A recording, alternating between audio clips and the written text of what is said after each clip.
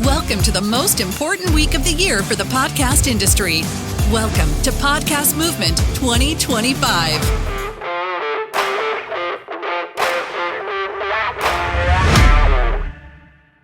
Hello. I think we're going to go ahead and get started.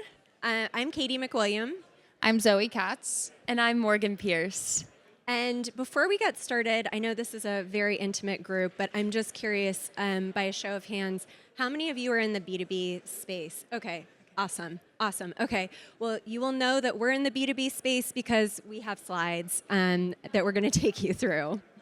I do also just want to call out, you'll see on the bottom right-hand corner, we have a QR code. You'll see these throughout the presentation. They will take you to examples of the content that we're sharing so you can see what that looks like.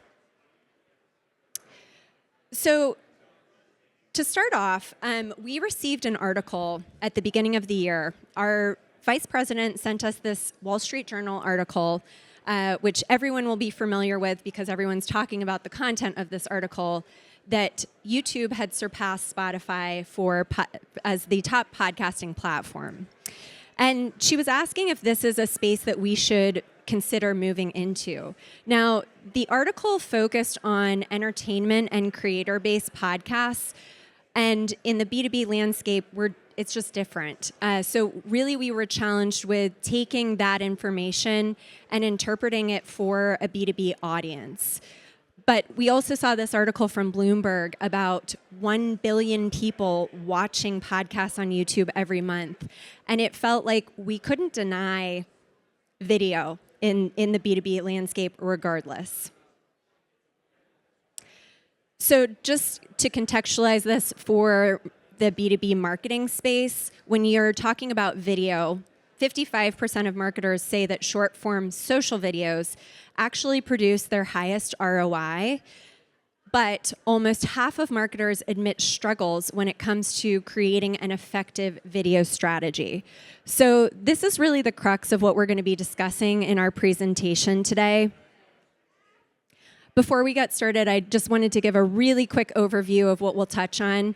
I think it's important to set some very quick context so you understand what our company is and the constraints that we're operating inside of. And then we'll talk about the research that we did, how that informed our strategy, and then ultimately we'll get to some lessons learned, which you should absolutely steal for your own video strategy. So just to kick things off with who we are and what our company does, Kyndryl is a B2B technology services company. So we run and manage and reimagine IT systems across the globe, operating in over 60 countries for the world's leading enterprises. So what that means in the real world is a lot of people interacting with multiple companies across the industry have probably interacted with Kyndryl in ways you may not even know. So if you booked your flight here on your mobile device, or if you swiped your credit card today at some point, chances are you may have interacted with Kyndryl. Our company runs those IT systems for leading banks, airlines, you name it. Our people are running those systems. And we are a services company, so our people are our product. So our culture is very important to us. We have these operating principles that are the cultural backbone to how we operate as a company, but also how we operate as a team. And we just want to quickly context set about the role of storytelling within the B2B landscape, because within the B2B landscape, it's really important that you are engaging with your audiences and deeply connecting with them. And we know that podcasting is a way to do that, but it looks different from a B2B point of view, having your brand stand out. So it probably won't surprise you that 74% of podcast listeners engage in podcasts to learn something new. But what does this mean for B2B podcasters? Well, we know that senior executives and business leaders are our audience, and a way to engage them can be through a podcast. In fact, we know that 83% of senior executives listen to podcasts weekly, often consuming over 5 hours per week. And also 25% of senior executives listen to podcasts to challenge the way that they're thinking. So there's an opportunity within the podcasting space in B2B to influence a decision maker, to change the way that they're thinking. but you have to be really strategic in the stories that you're telling in that podcast. Your strategy must be audience first and not trend first to really cut through the noise and have your brand stand out through podcasting. So taking all of that into context, we launched the Progress Report podcast in June of 2022. And the purpose of our podcast is to explore inspired ideas for enterprise transformation through these bold conversations that we feel like really embody Kyndryl's values. So we view the podcast truly as a projection of the company. And then just a quick overview of how we produce the Progress Report. We have a very nimble team. So the team that you see here on the stage, this is the team that does it all. We do work with an agency on the sound engineering and the editing, and we also have 2 fabulous hosts. So we're not hosting, and we're not doing the editing, but we're doing everything else, from ideation to episode development, managing logistics, prepping our hosts and guests. We run the direction of the podcast. We produce it. We promote it. It's this team.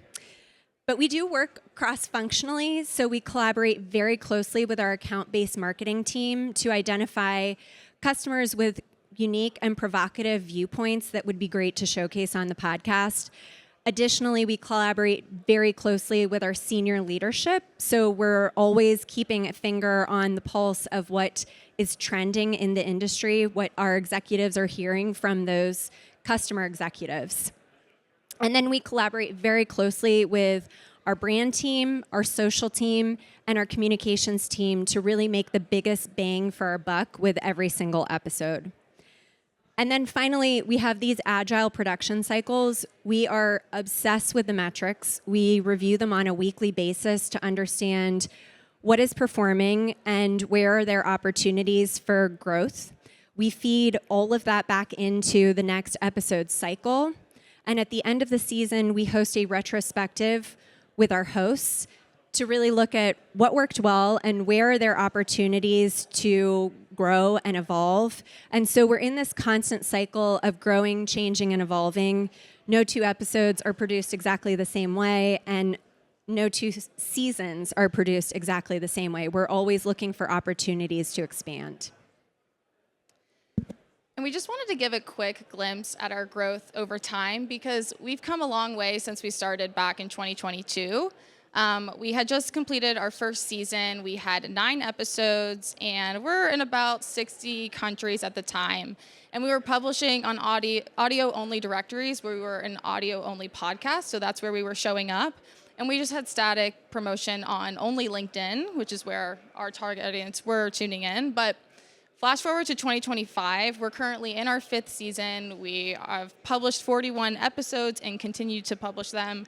And we've reached about 88 countries as far as our global listenership. But what's really been a key contributor to our growth this year has been the integration of video, which is what we're here to talk to you about today.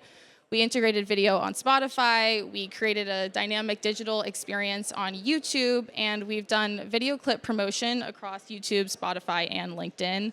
That has really been a key impacting factor on our growth and what we want to share with you today.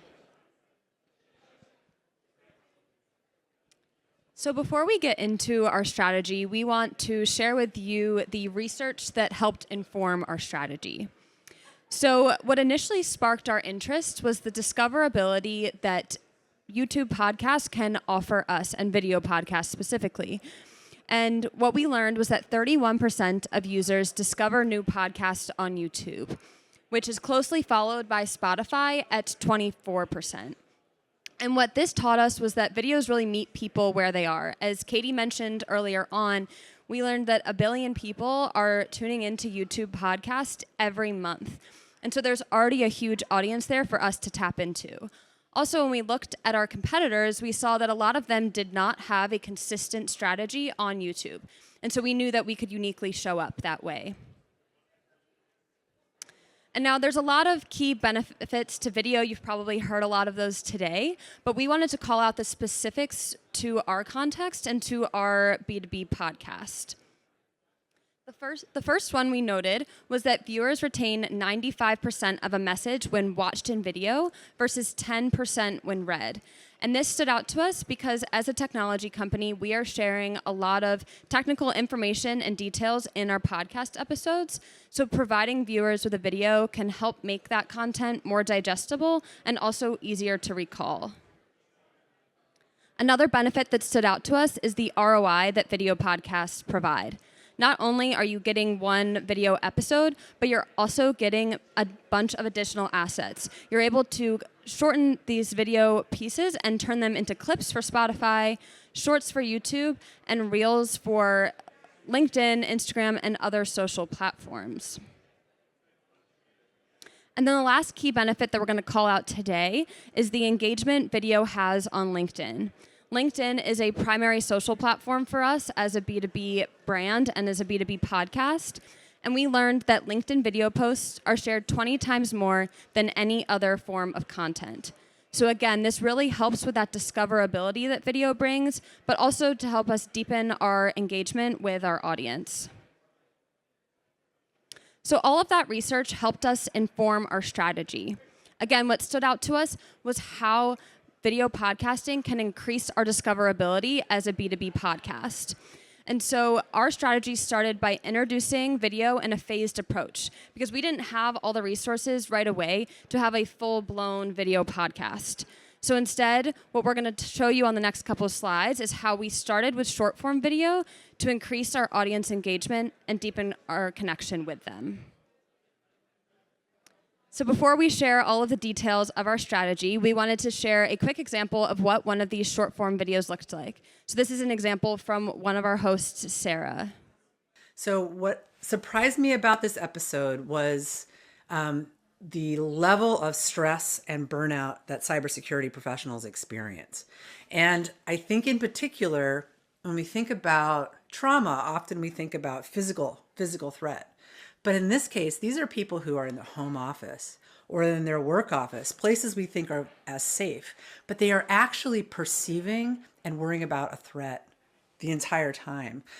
So our guests talked about how you actually work in an evidence-based way with that trauma, often post-intrusion, but you can also think of it as ongoing.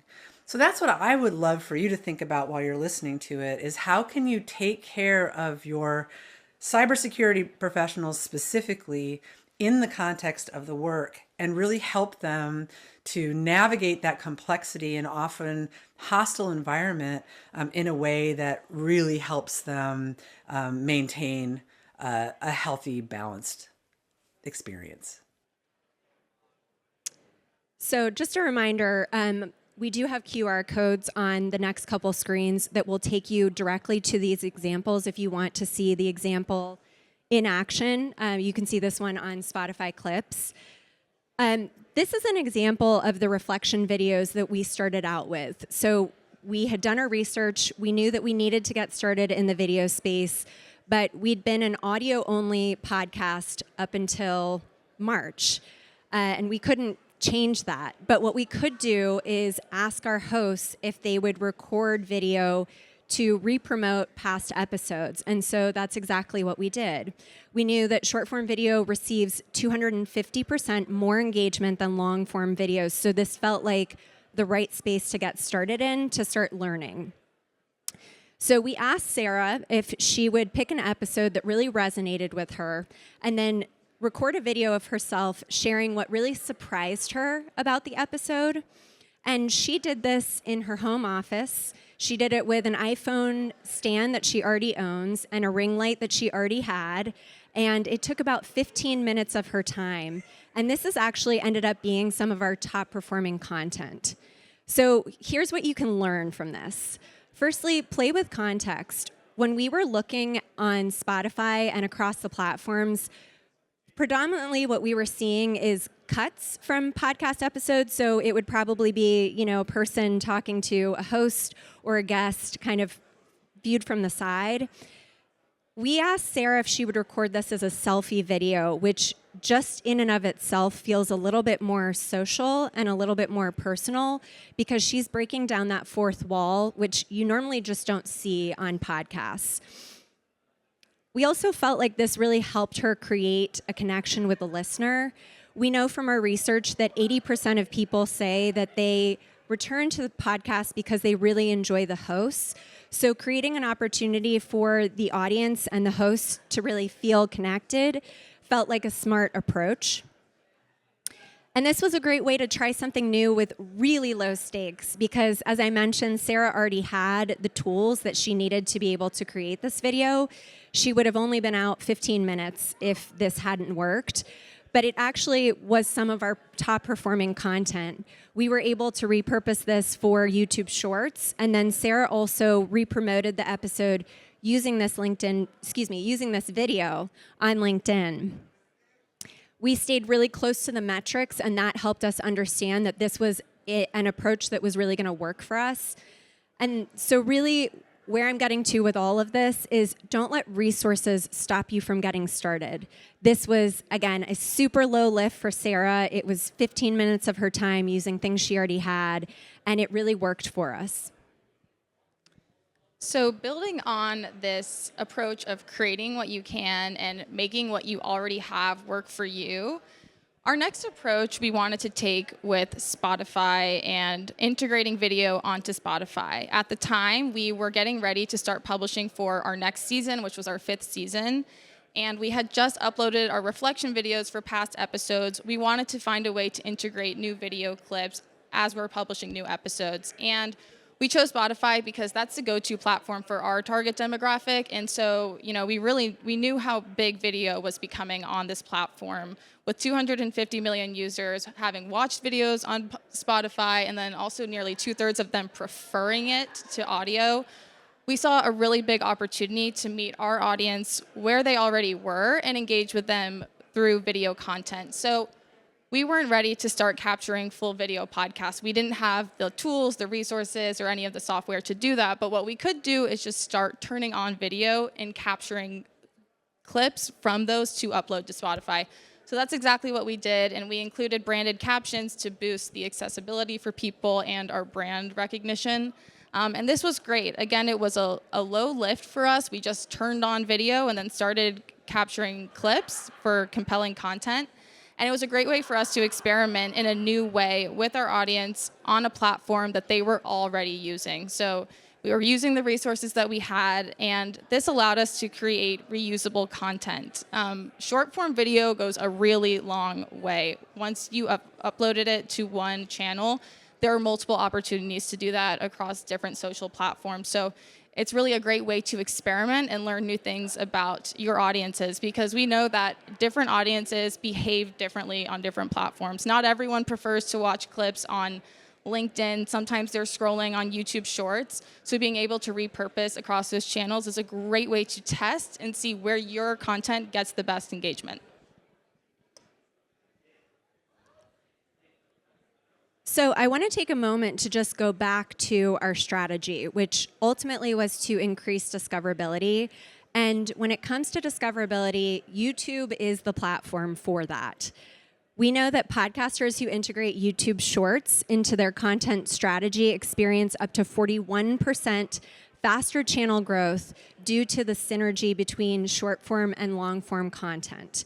So when you're exploring YouTube, make sure that you really understand your content ecosystem there, because it's designed to keep users on the platform, whether you're driving from Shorts to the podcast or you're on the podcast and you're driving to the next episode. So what we did is we launched the podcast on the Kyndryl YouTube channel by creating a branded dynamic digital experience to publish full episodes on our YouTube channel. Now, what is a dynamic digital experience?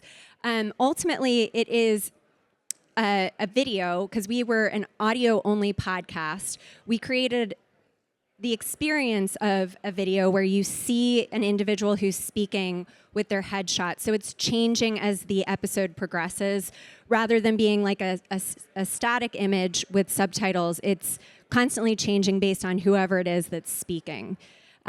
This worked really well for us on YouTube, and we realized we could also leverage this on Spotify for the episodes that we had where we hadn't turned on video in previous seasons. So here's what we learned. Firstly, you have to understand the platforms where you publish your podcast. You've got to keep your finger on the pulse. You can't set it and forget it. You need to make sure that you're staying on top of updates, algorithm changes, spec changes.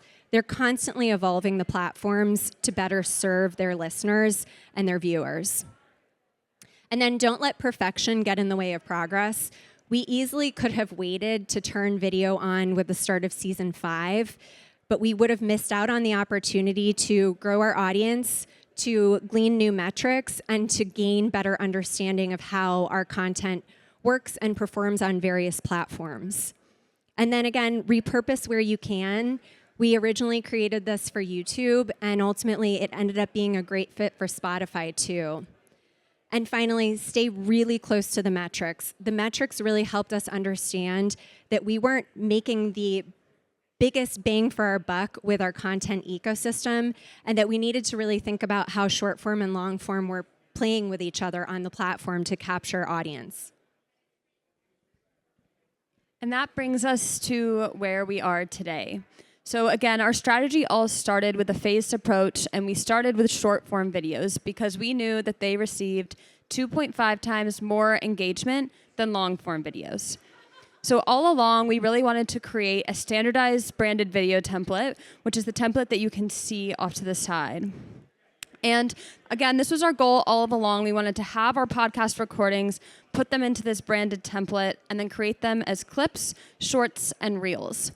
But our key learnings from this was that it was to not wait to be perfect, because we didn't get this template until July, but we were able to start posting videos back in March because we were playing around with reflection videos and breaking that fourth wall, because we played around with just having basic clips from our episodes with standard captions instead of a full branded template.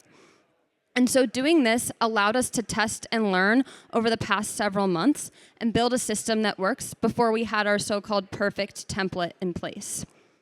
Something else that we want to note is to be adaptable to the changing processes. These platforms, again, are constantly updating themselves because they are learning and growing as time goes on. And so sometimes we've noticed that our captions or our videos are cut off in weird places when they weren't when we initially published them. So we go back into our editing platform and just shift those slightly and re-upload them.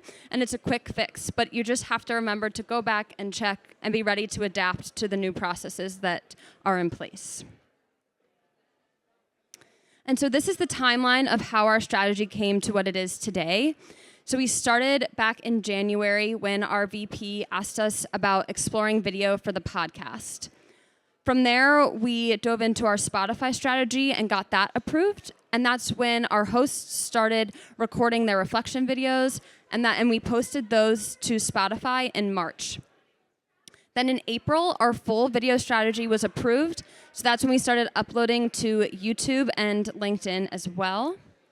In May, season 5 of our podcast launched. And so that's when we were finally able to turn on video recording on our episodes. And then we were able to take clips from those episodes and make them into the short form content that you've seen throughout this presentation. In June, we had our dynamic digital experience of the full podcast episode come through, and we launched those on YouTube to create that content ecosystem there. And then in July, we got our branded vertical video template and launched that on LinkedIn. And we are by far not done here. We have the goal to have full video podcast episodes, so that's where we're headed next, and we're always constantly changing and evolving as time goes on. So we have shared the research, we've talked about the strategy, and we've talked about the approach, but ultimately the proof is in the performance. So allow me to share some impact. Firstly, we've seen a 140% increase of podcast consumption in less than 3 months. This is inside of 1 quarter, and we've increased our audience by 58%. Going back to our strategy, our goal was to increase discoverability. And we did. 67% increase in discoverability, which has created opportunities to expand our audience and increase engagement. And then finally, 84% of our YouTube audience is not subscribed to our channel.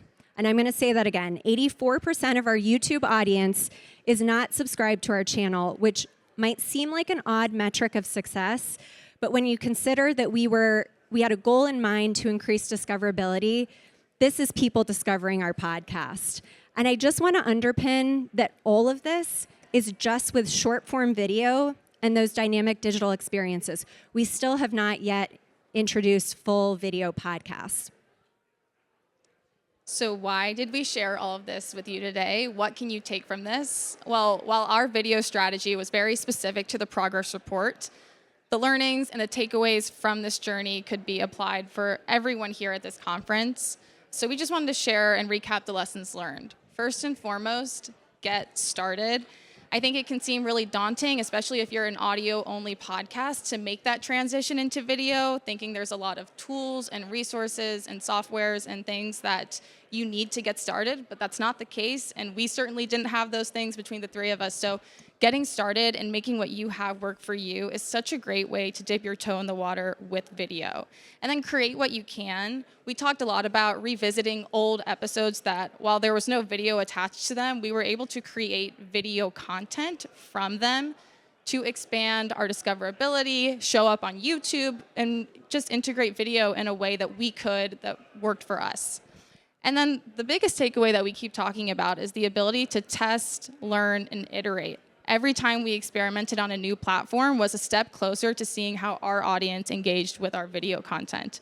We could learn where on platforms we were getting a lot of views and where on platforms we weren't getting a lot of views. So being able to refine your strategy is a great way to do this. And so it's just test, test, test. And then create that content ecosystem that Katie talked about. So on YouTube, we were uploading short form videos. They weren't performing so well. That's because we weren't uploading long-form videos for them to drive to. So it's really important to understand the impact that a content ecosystem can have on engagement. And then finally, having a stretch goal in mind, I think, is always important when you're embarking on a new content journey or exploring new ways to promote your content.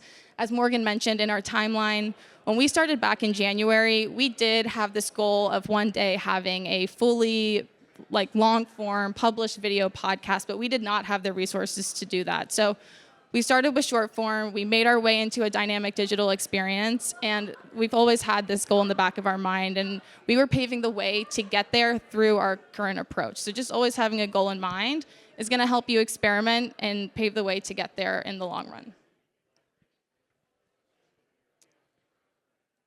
So I would not be a good marketer if I didn't take this opportunity to encourage you to scan the QR code in the top right-hand corner. This will take you to the progress report, where we would love for you to like, subscribe, and follow. And then if you have questions or if you just want to connect with us and talk shop, these are our QR codes to our LinkedIn profiles. We'd love to hear from you. Thank you so much for being such an attentive and engaged audience. We really appreciate your time.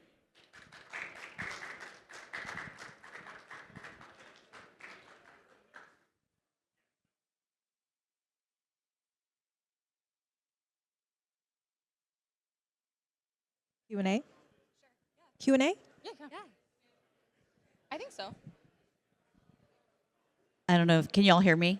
Yeah. Okay. First of all, thank you. It is so nice to see some B2B people and hear you talk tech, because we're all probably working in tech, so that was awesome.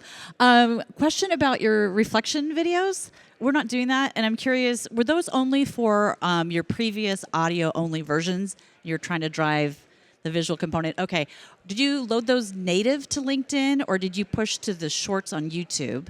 That's the first question. Second question is, do you use those to use as promos or teasers for upcoming videos or episodes? So firstly, that's a good idea. Thank you. And then what we did was we initially started uploading them on Spotify as the Spotify clips. And then we next tested them on YouTube Shorts. And then we had Sarah, our host, she posted that video directly to her LinkedIn profile. So we weren't driving to, we weren't driving to the Spotify or YouTube, simply because Spotify, and I don't know if it's changed because they're constantly changing, but at the time you could only see the reflection video if you were on mobile, and we couldn't guarantee, especially from LinkedIn, that somebody would be experiencing that on mobile.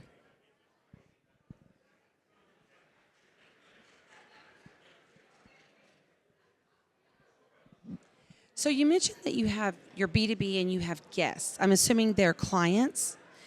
How do you handle the clients if they want to use your assets that you created on their platforms? Yes, they can. And do you just give them free reign to do that? Yeah, so we feature customers, partners, industry experts, and we make all of the assets that we make available to them, and they are absolutely empowered and encouraged to leverage those on their own individual networks. Do you do a contract to have them sign? Yes. So they do sign a contract that says you can only share blah, blah, blah.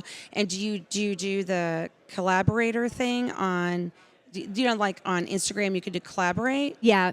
So we're not on Instagram I saw that, currently, I know, but okay. So no, okay, got it. And then last question, you mentioned that you do this in several countries, right? Yes. Do you? Well, let me clarify. Yeah, Our okay. audience is in 88 countries. So Okay. we produce this as one team in the U.S. Okay.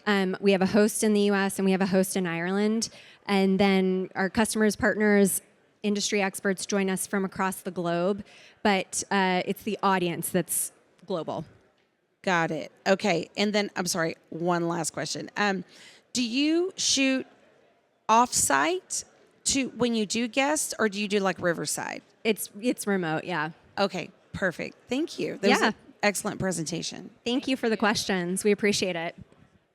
So I'm also a tech company. We're probably all tech companies. I inherited our podcast. It's been going about 11 years, and I inherited it 3 years ago.